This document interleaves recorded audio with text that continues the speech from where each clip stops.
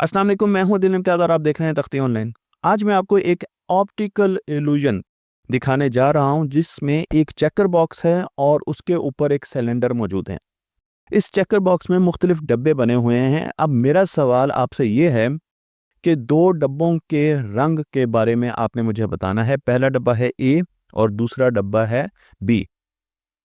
ज़रा सोचिए। आपका जवाब ये होगा कि ए डब्बा ग्रे कलर का है जबकि बी डब्बा वाइट कलर का है।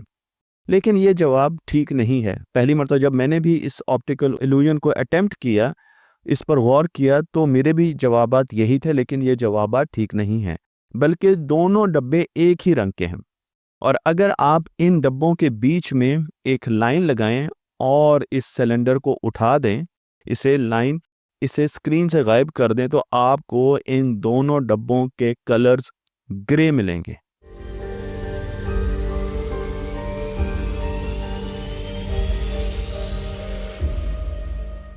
लेकिन अब सवाल यह है कि हमारा दिमाग कैसे दो मुख्तलिफ रंगों को देख पा रहा था।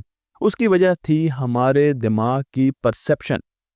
हमारा दिमाग ये समझ रहा था कि यहाँ पर एक सिलेंडर मौजूद है और उस सिलेंडर का एक शैडो है, और शैडो की वजह से चीज़ें गहरी हो जाती हैं। इसलिए हमारा दिमाग ऑटोमेटिकली खुद ब खुद जो डब्बा बी है उससे लाइट को माइनस कर रहा था।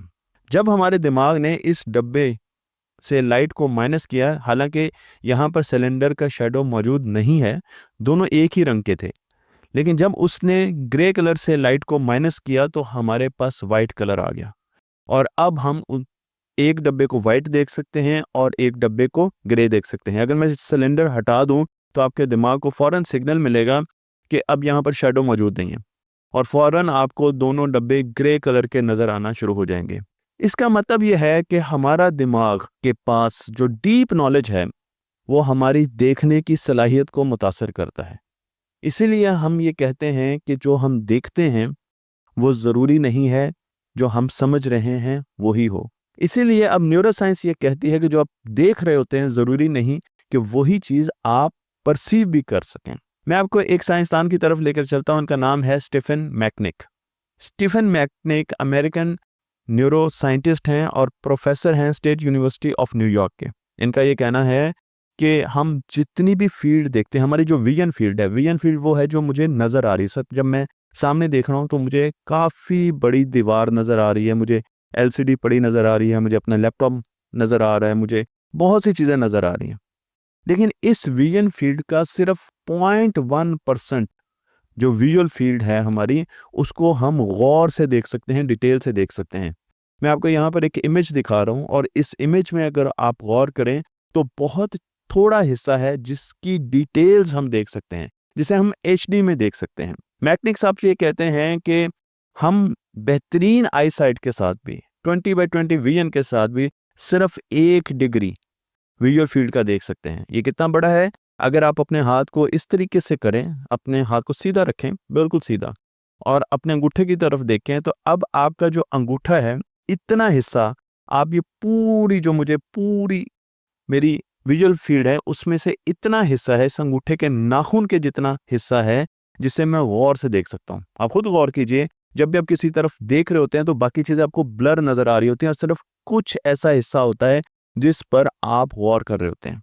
स्टीफन मैकनिक कहते हैं कि वो हिस्सा 0.1% है। तो जब हम किसी चीज़ को देखते हैं तो रोशनी हमारी आंखों से टकराती है, हमारी आंखों के अंदर आती है, और हमारी आंखों के पीछे एक पर्दा है जिसे रेटिना कहा जाता है, और उस रेटिना पर इमेज बनता है जो कि उल्टा होता है। अगर मैं एक एलसीडी देख रहा हूँ तो मेरे रेटिना पर एक इन्वर्टेड, एक उल्टा इमेज बनेगा एलसीडी का, और उसके बाद ऑप्टिकल लिंक के जरिए, यानी बायोलॉजिकल फाइबर लिंक है जिसके ज़रिए सिग्नल्स मेरे दिमाग के पिछले हिस्से को जाएंगे जिसे विजुअल कॉर्टेक्स कहा जाता है।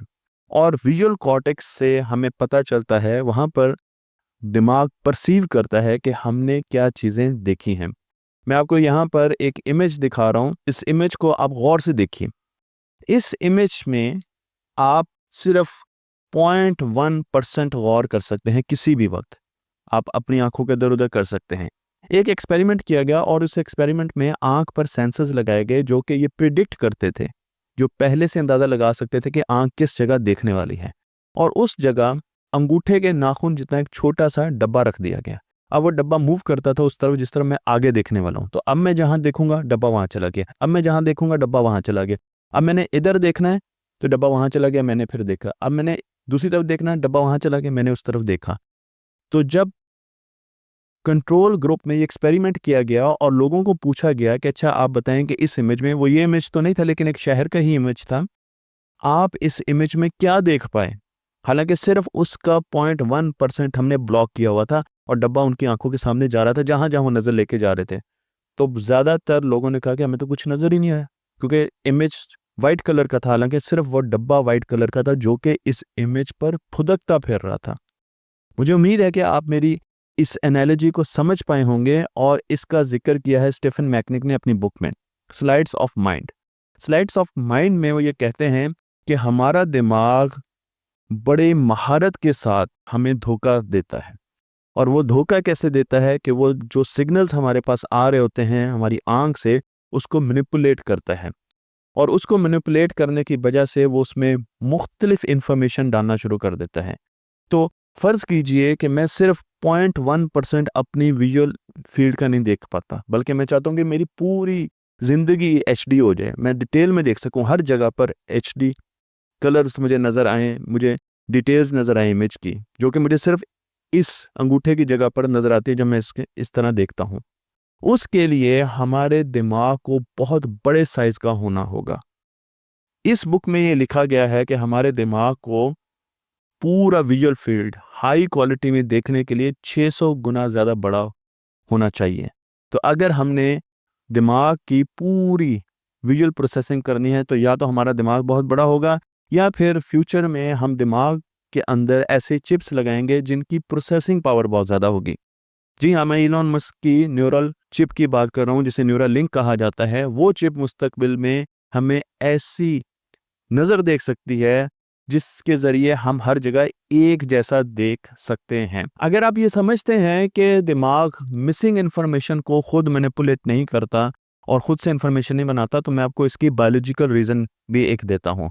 हमारे दिमाग को सिग्नल आते हैं आँख से, और आँख जब कोई चीज़ देखती है, रोशनी उससे गुजरती है, तो वो उसके रेटिना पर, मैंने बताया, पर्दे पर इमेज बनाती है। अब रेटिना पर एक इमेज बना हुआ है, लेकिन रेटिना के बीच में ऑप्टिकल फाइबर या फाइबर नर्व कह लें, ऑप्टिकल फाइबर तो टेक्नोलॉजिकल वर्ड है, फाइबर नर्व निकलती है।